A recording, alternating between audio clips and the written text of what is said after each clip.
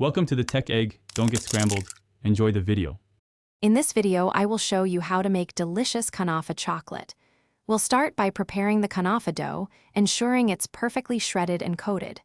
Then, we'll create the rich chocolate filling, balancing sweetness and creaminess. Finally, I'll guide you through assembling and baking this delightful dessert to golden perfection. Get ready for a truly indulgent treat.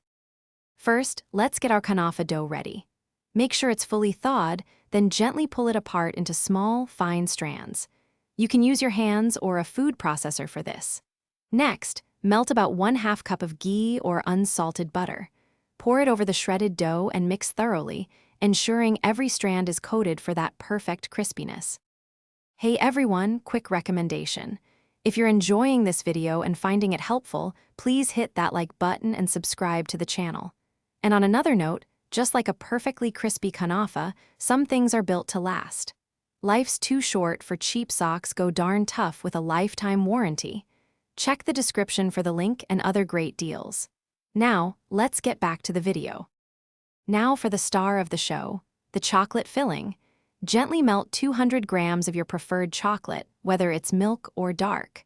Once smooth, stir in 1/4 cup of rich, heavy cream. For an extra layer of deliciousness, consider adding 1 tablespoon of hazelnut spread. This creates a luscious, irresistible center for your Kunafa. Thanks for watching. Consider subscribing if I helped unscramble your problems.